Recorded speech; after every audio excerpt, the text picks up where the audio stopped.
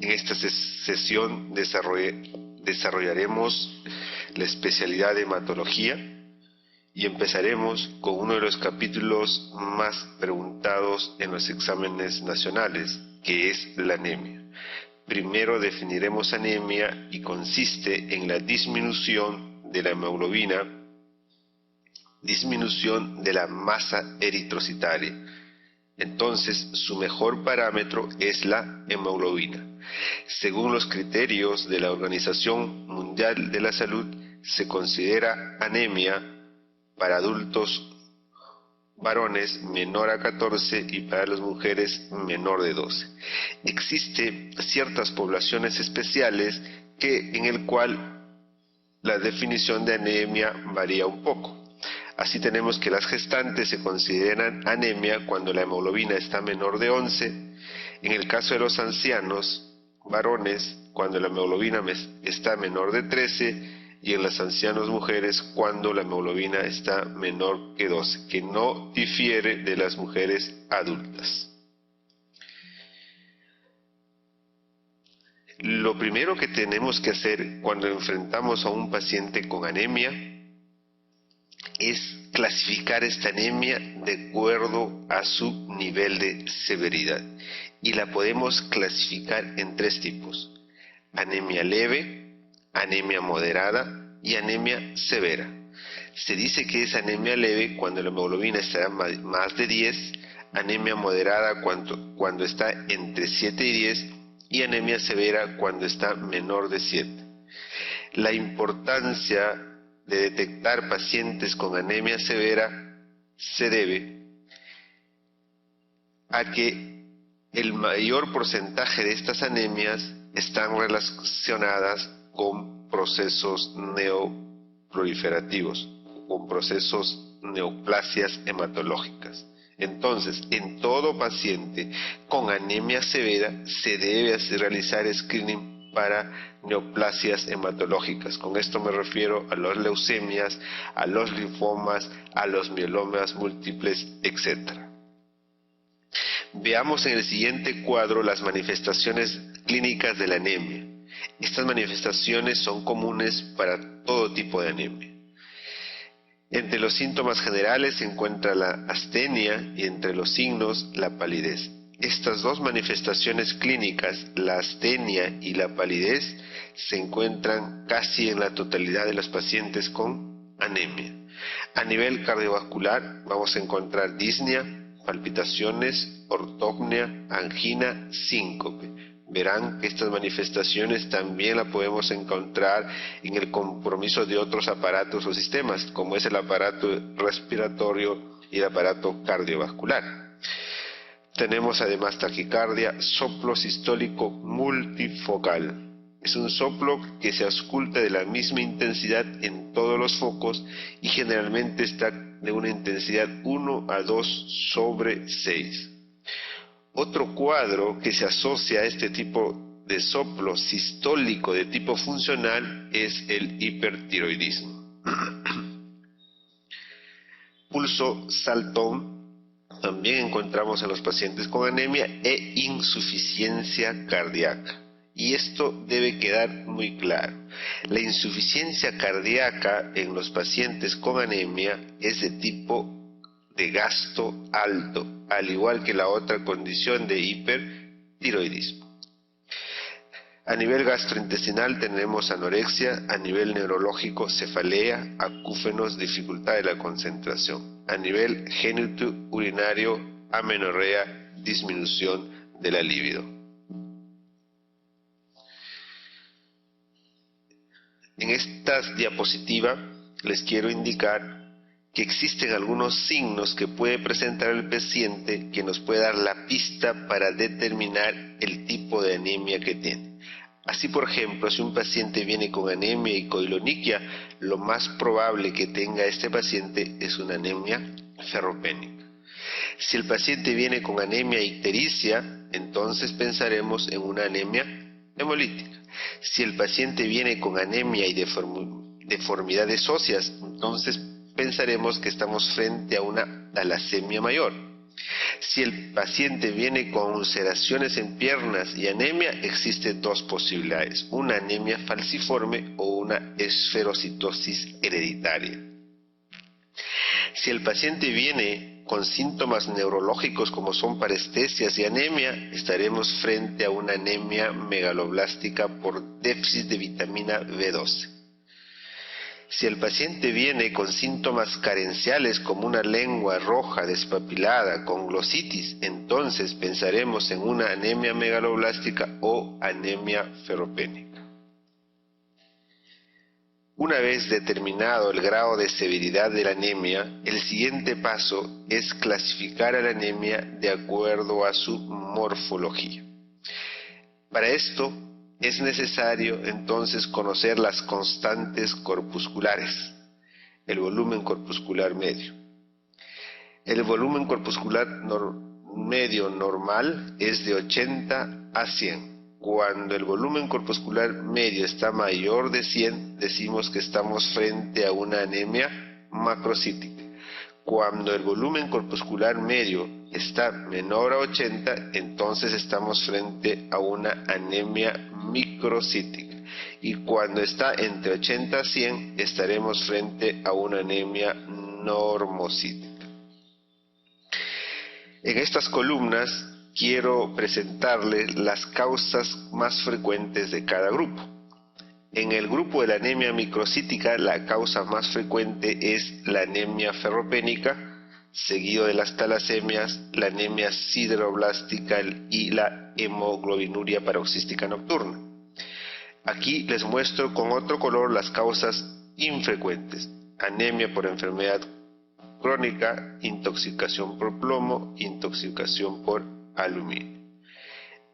En relación a la anemia macrocítica, la causa más frecuente es la anemia megaloblástica, seguido por el alcoholismo, la enfermedad hepática, la cirrosis hepática, el hipotiroidismo y el síndrome mielodisplásico. Los síndromes mielodisplásicos en realidad son condiciones predecesoras de las neoplasias malignas hematológicas, como son las leucemias o linfomas. Y aquí en otro color les muestro las causas más infrecuentes: anemias hemolíticas, aplasia medular, anemia sideroblástica. Y cuando estamos frente a una anemia normocítica normocrómica, la causa más frecuente a plantear es anemia por enfermedad crónica, insuficiencia renal crónica, aplasia medular, mieloptisis, todas las neoplasias hematológicas, las anemias hemolíticas, y una causa infrecuente es la mielodisplasia. Entonces, ¿qué debemos anotar acá? Que si bien la enfermedad crónica se presenta como normocítica, normocrómica, también nos podría dar en un pequeño porcentaje anemia microcítica. Y aquí sí tenemos que hacer diagnóstico diferencial con la anemia ferropénica. Más adelante vamos a ver cómo podemos hacer ese diagnóstico. Veamos ahora el síndrome mielodisplásico. El síndrome mielodisplásico frecuentemente se presenta como una anemia macrocítica, pero también nos puede dar en su forma de presentación infrecuente una anemia normocítica normocrónica. Hay diferentes maneras de clasificar la anemia. La primera que vimos es de acuerdo a sus constantes corpusculares. Ahora vamos a ver la clasificación de la anemia de acuerdo a su mecanismo fisiopatológico. Y esta puede ser de dos tipos: por menor producción y por mayor destrucción. Las anemias por menor producción también se denominan anemias arregenerativas o anemias centrales, porque el origen de la anemia, el problema, se encuentra dentro de la médula ósea. Y existe una variable de laboratorio que nos permite evaluar esta condición, y es el índice de producción reticulocitaria, que está menor al 2% en este tipo de anemias por menor producción. Eso quiere decir que la anemia no responde al estímulo de disminución de la hemoglobina. Es por eso que se llama anemias arregenerativas. Y acá, en la parte inferior, les muestro todas las causas de anemias por menor producción que ya la vimos anteriormente, clasificadas de acuerdo a su volumen corpuscular. Y aquí tenemos el otro tipo de anemias por mayor destrucción, por pérdidas. Son las llamadas anemias regenerativas o periféricas. En este caso, el índice de producción reticulocitaria es mayor al 2%. Cuando estamos frente a una anemia por mayor destrucción con reticulocitos incrementados, entonces solo existen dos condiciones posibles: las anemias hemolíticas y la hemorragia aguda. Dentro de las anemias hemolíticas tenemos aquellas que son congénitas, las membranopatías, las hemoglobinopatías y las enzimopatías, y aquellas que son adquiridas, las anemias hemolíticas autoinmunes, las anemias hemolíticas secundarias a drogas o medicamentos, la hemoglobinuria paroxística nocturna, las anemias microangiopáticas, las anemias hemolíticas secundarias a infecciones, las anemias hemolíticas secundarias a hipereplenismo, y el ejemplo clásico acá es el paciente con cirrosis hepática e hipertensión portal. Aquí les quiero mostrar que antes de interpretar el recuento de reticulocitos es importante corregirlo al nivel de anemia. Entonces, miren, eso se realiza con esta fórmula sencilla. Reticulocitos corregidos es igual a reticulocitos medidos del paciente por el hematocrito del paciente entre un hematocrito normal referencial que se considera 45%. Al hacer este cálculo sencillo, vamos a tener los reticulocitos corregidos. Si es mayor del 2%, estamos frente a una anemia por mayor destrucción. Si es menor del 2%, estamos frente a una anemia por menor producción. Y acá tenemos la otra variable, el índice de producción reticulocitaria, que en realidad es lo mismo que el recuento de reticulocitos corregidos, sino que acá se hace un cálculo más fino, más detallado. ¿En qué consiste el índice de producción? En que se tiene que dividir los reticulocitos corregidos entre el tiempo de maduración. En el cuadro de la derecha les muestro que este tiempo de maduración va a depender del nivel de hematocrito. Así, para un hematocrito de 45% tendremos un tiempo de maduración de 1 día. Para un hematocrito de 15% tendremos un tiempo de maduración de 2.5 días. La interpretación es la misma. Si el índice es menor de 2, estaremos frente a una anemia por menor producción o escasa actividad eritropoyética. Si el índice de producción reticulocitaria es mayor de 2, estaremos frente a una anemia por mayor destrucción o anemia en el cual existe regeneración medular.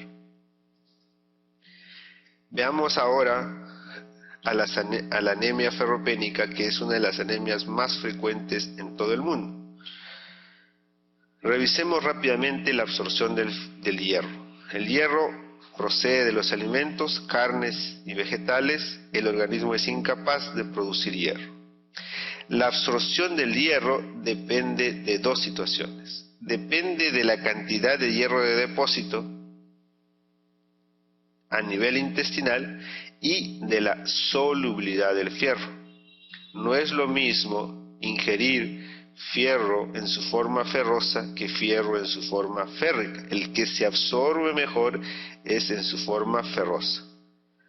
¿Y dónde lo encontramos este tipo de fierro? Lo encontramos en los alimentos animales, en las carnes. Por lo tanto, el fierro que proviene de las carnes se absorberá mejor que el fierro que proviene de los vegetales. ¿Cuál es el porcentaje de absorción normal? Un 10%. Pero recuerden, este porcentaje puede incrementarse hasta un 30% en un paciente ferropénico. Se absorbe a nivel del intestino delgado, a nivel del duodeno y yeyuno. ¿Cuáles son los factores que favorecen la absorción del hierro? Ácido clorhídrico, vitamina C, aminoácidos, lactato y piruvato. Por eso es que cuando un paciente va a recibir como tratamiento sulfato ferroso, se le indica que lo tome con un vaso de jugo de naranja para aumentar la absorción del hierro.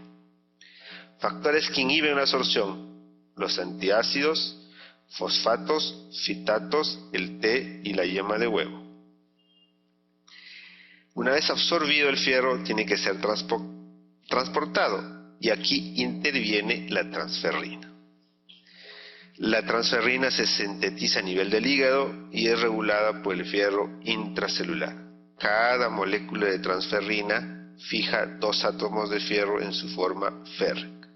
Y existe otra proteína importante en el metabolismo del fierro, que es la ceruloplasmina, también sintetizada a nivel del hígado, que transforma el fierro más 2 en fierro más 3 a su forma férrica. Su valor normal en sangre es de 280 a 360 microgramos por decilitro. ¿Cómo se distribuye el fierro? El mayor porcentaje de hierro absorbido, 60-70% de este hierro que se absorbe se encuentra como parte de la hemoglobina, como el fierro funcionante, y aproximadamente es 2.5 gramos. El 25 a 30% del fierro que se absorbe, se encuentra como fierro de depósito en la ferritina y hemosiderina, que aproximadamente es 1 gramo. Y menos del 1% del fierro absorbido se encontrará como parte de la transferrina y las enzimas a nivel intracelular.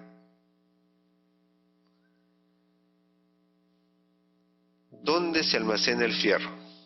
Se almacena bajo 2 formas, en forma de ferritina y en forma de hemosiderina. La ferritina es el mejor marcador sérico de depósito de fierro, y la hemosiderina será el mejor marcador tisular de depósito de hierro, porque para evaluar la hemosiderina se tiene que hacer un aspirado de médula ósea y hacer una tinción con azul de Prusia o tinción de Pearls. La hemosiderina es una molécula con poco intercambio metabólico con el plasma, a diferencia de la ferritina, que sí tiene un gran intercambio con el metabólico con el plasma. Aquí les quiero mostrar la historia natural de la anemia ferropénica. ¿Cuáles son las fases que tiene que pasar para desarrollar una anemia franca? La primera fase es la anemia latente, en la cual existe depleción del fierro de depósito, disminución del fierro medular, entonces disminuirá la ferritina y la hemosiderina. Aquí todavía no hay cambios en el perfil de hierro. En la siguiente fase, la anemia prelatente, ya vamos a encontrar alteración del perfil de hierro, disminución del hierro sérico, disminución de la saturación de la transferrina, aumento de la capacidad de fijación de la transferrina por eritropoiesis ineficiente. Acá todavía no habrá descenso de la hemoglobina y tampoco habrá cambios en las constantes corpusculares. Y finalmente ya tenemos la anemia franca, donde hay disminución de la hemoglobina y hay cambios en las constantes corpusculares. Veremos microcitosis e hipocromía. ¿Cuáles son las causas de anemia ferropénica? Eso va a depender del lugar donde nos encontremos. Si se habla a nivel de los países en vías de desarrollo, como es América Latina, la causa más frecuente es ingesta inadecuada. Pero si estamos en países desarrollados como son Europa, Estados Unidos, Norteamérica, entonces estaremos hablando que la causa más frecuente es pérdida crónica. Existen otras causas como la malabsorción, ¿no? Un ejemplo es la tuberculosis intestinal. También se presentará anemia ferropénica en aquellos casos fisiológicos donde aumentan las necesidades, como es el embarazo, la lactancia y la adolescencia. Y en todas las anemias hemolíticas también puede presentarse anemia ferropénica.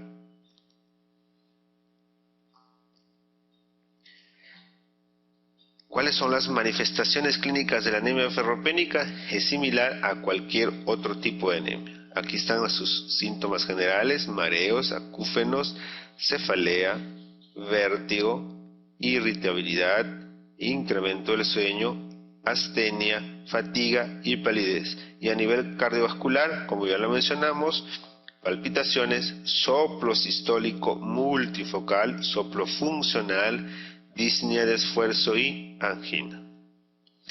Y aquí les presento los síntomas específicos de ferropenia. A nivel de boca tendremos la glositis, estomatitis, queilitis comisural. Al nivel de las uñas, platoniquia, coiloniquia. Al nivel de los cabellos, alopecia, sequedad. Al nivel del esófago, disfagia. Y aquí me detengo un ratito. Todo paciente que venga con anemia severa y disfagia, ustedes deben pensar que están frente a un síndrome de Plummer-Vinson. ¿Y en qué consiste este síndrome? Es una membrana blanquecina que se forma en el tercio proximal del esófago, secundaria a una anemia ferropénica severa. Entonces, el síndrome de Plummer-Vinson causará una anemia severa con disfagia. Entonces, el Plummer-Vinson no se presenta en cualquier tipo de anemia, sino es una anemia ferropénica, pero severa. A nivel del estómago habrá dispepsia, gastritis atrófica, el síndrome de pica. Este síndrome es el más específico para anemia ferropénica. Si un paciente tiene pica, entonces 100% de seguridad que este paciente tiene anemia ferropénica. ¿Qué es la pica? Es la sensación de comer sustancias no alimenticias, como tierra, geofagia, hielo, pagofagia. También existe el síndrome de las piernas inquietas. Miren, aquí les quiero mostrar en esta fotografía estas uñas aplanadas con el borde distal levantadas. Estas son las famosas uñas en cuchara de la anemia ferropénica. También tenemos en esta foto, ¿no?, una inflamación de la comisura labial, y esto es típico de las anemias carenciales, en este caso la anemia ferropénica, la queilitis comisural. Miren acá en esta otra foto también. Aquí tenemos una lengua roja, despapilada, dolorosa. Es una glositis, propio de las anemias carenciales, ferropénica o megaloblástica. ¿Cómo se hace el diagnóstico de anemia ferropénica? ¿Qué vamos a encontrar en el frotis periférico? Microcitosis, hipocromía. ¿Cómo van a estar las constantes corpusculares? El BCM bajo, el HCM bajo. Se va a ver hipocromía con microcitosis. ¿Cómo están los reticulocitos bajos? Porque es una anemia regenerativa. El perfil de hierro, ¿cómo se presenta? Fierro sérico bajo, transferrina bajo, saturación de transferrina bajo y capacidad de la transferrina alto. Acá podremos aumentar que los receptores de la transferrina también estarán incrementados. Entonces, como mnemotecnia, ¿cómo está el perfil de hierro en la anemia ferropénica? Todos están disminuidos, a excepción de la capacidad de fijación de la transferrina y los receptores para la transferrina. Entonces no olviden, todos los parámetros disminuidos excepto la capacidad de fijación de la transferrina. ¿Cuál es el gold estándar, la prueba de oro? Aquella prueba que por definición es la que tiene el 100% de especificidad y sensibilidad es la hemosiderina.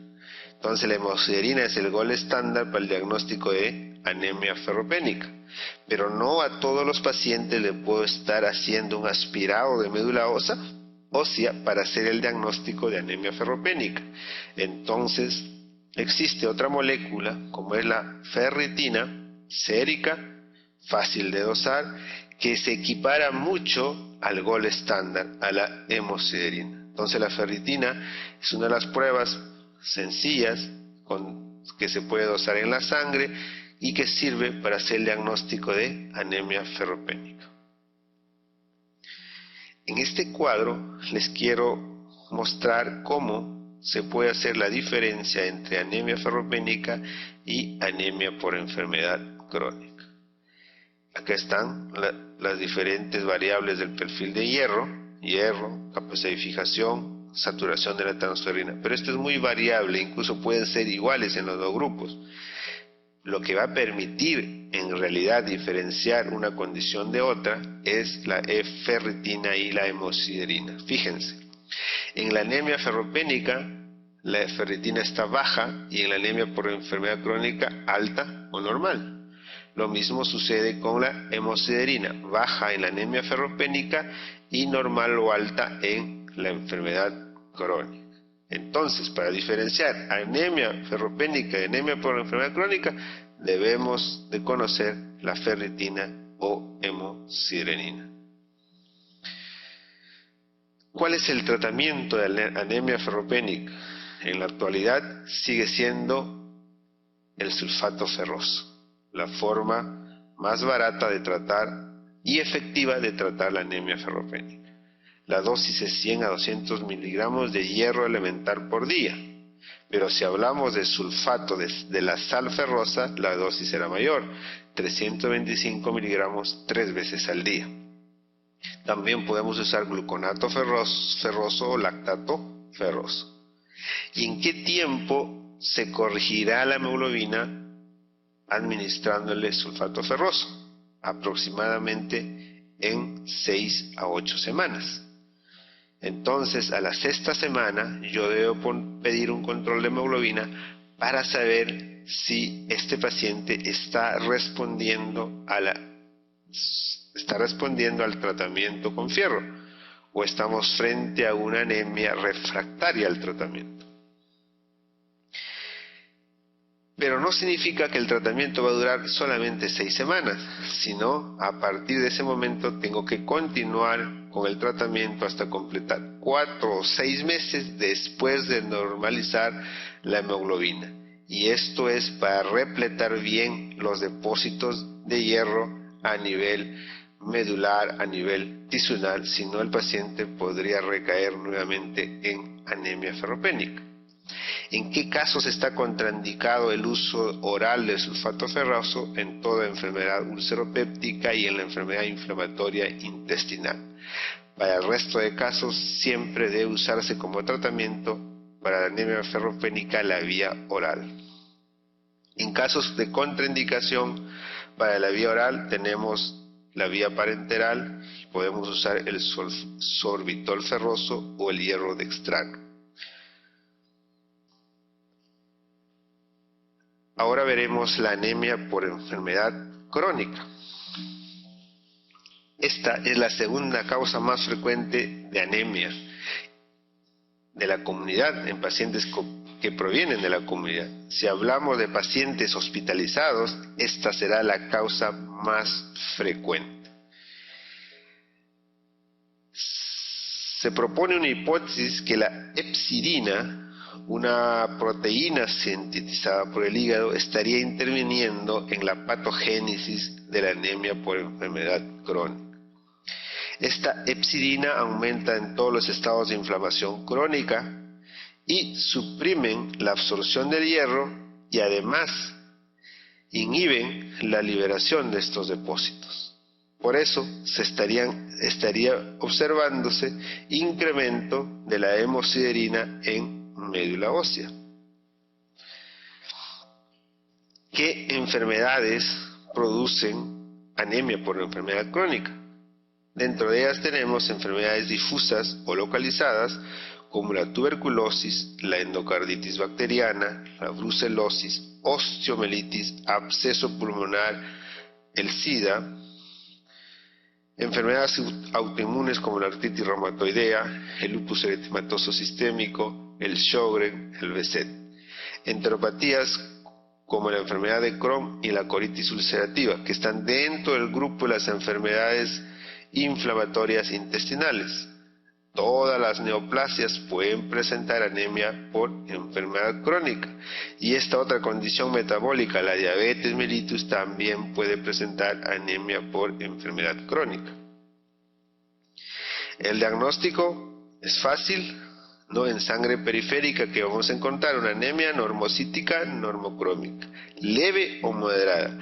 Es infrecuente que una anemia por enfermedad crónica sea severa. Si hay una anemia severa, debemos descartar otro tipo de anemia.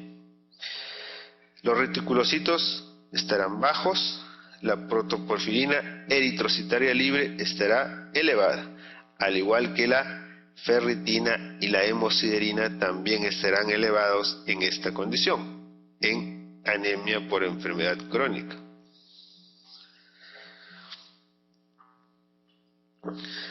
Y acá está el estudio del fierro en la enfermedad crónica, ¿no? La siderimia puede estar baja, la capacidad de fijación de hierro baja, saturación de la terferrina normal o baja, pero lo que va a diferenciar de la anemia ferropénica, como ya le dijimos anteriormente, es el incremento de la ferritina y de la hemosiderina. Ahora vamos a ver otro tipo de anemia, la anemia macrocítica, la anemia megaloblástica, que es una de las causas más frecuentes de anemia macrocítica. La vitamina B12 y ácido fólico tampoco son sintetizados por el organismo.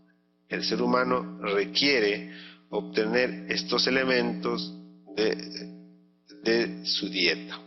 La vitamina B12 se encuentran en las carnes, en los animales, y el ácido fólico en las en los vegetales. La absorción del ácido fólico es a nivel del duodeno y de la vitamina B12 a nivel del hile.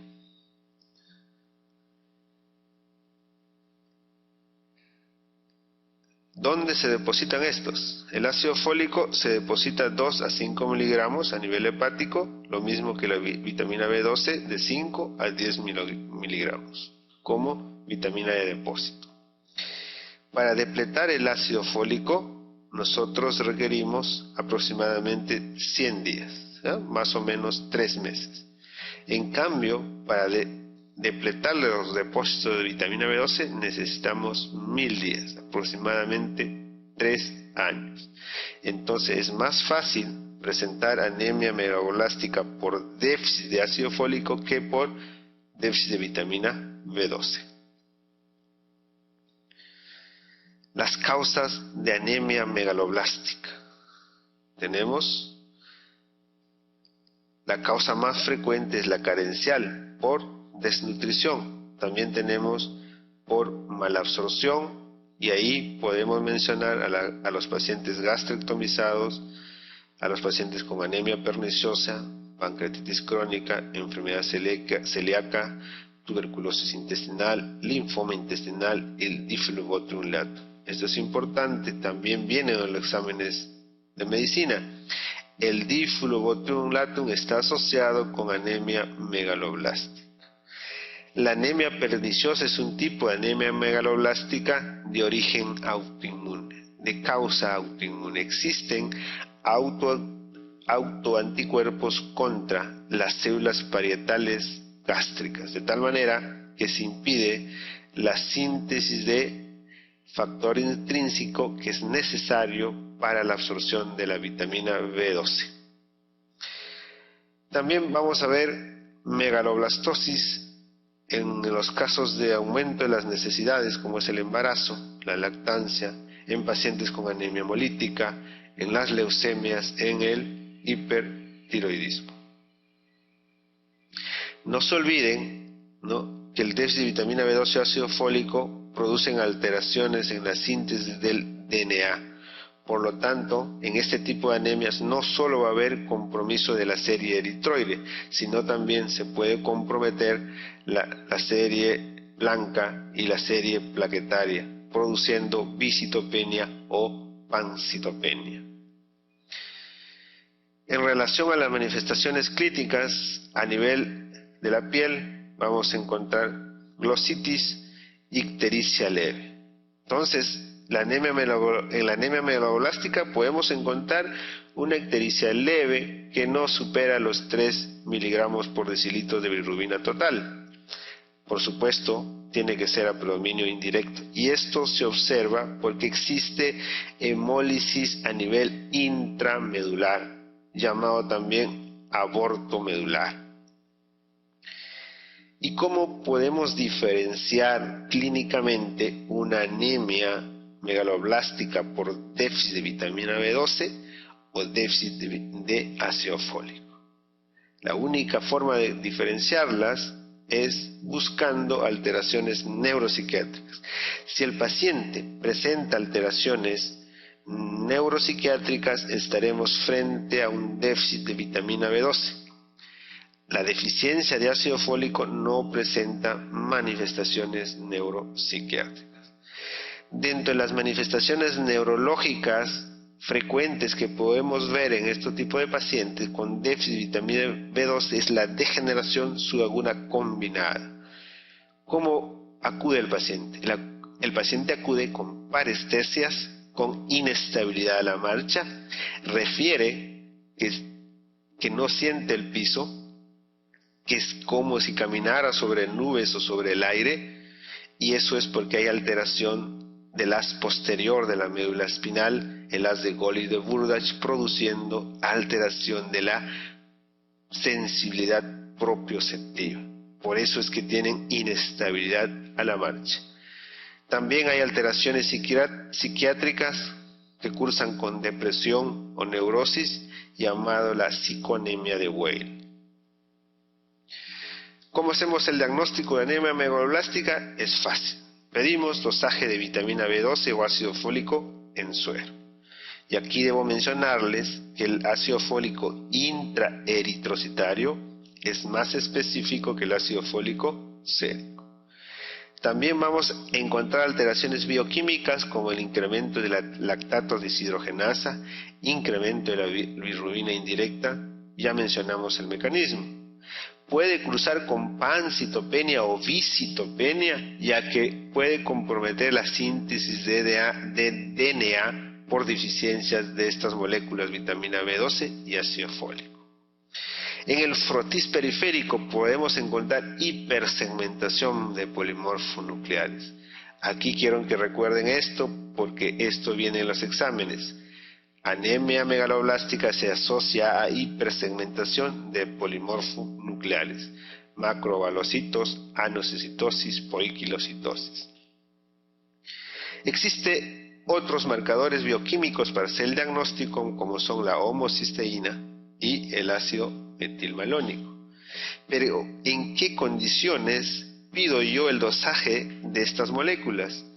Cuando el nivel de vitamina B12 o ácido fólico está en el límite normal inferior y tenemos un paciente con una clínica sugerente de anemia megaloblástica. En esa condición, cuando hay clínica de anemia megaloblástica y tenemos límites inferiores normales de vitamina B12 y ácido fólico, pedimos homocisteína y ácido metilmalónico. Si solo está incrementado la homocisteína, entonces tendremos que estamos frente a deficiencia de ácido fólico. Si tenemos incrementado la homocisteína y el metilmalónico, entonces estaremos frente a una anemia megaloblástica por déficit de vitamina B12. Tratamiento. El tratamiento constituye en suplementar lo que le falta. En caso de anemia por deficiencia de ácido fólico, le daremos ácido fólico 1 a 5 miligramos día por 4 meses. Y si se trata de deficiencia de vitamina B12, le daremos hidroxicobalamina 1 miligramo cada día por 7 días, luego semanal por 2 meses y de ahí continuaremos dependiendo de la etiología. Si estamos frente a una anemia perniciosa, el tratamiento será de por vida.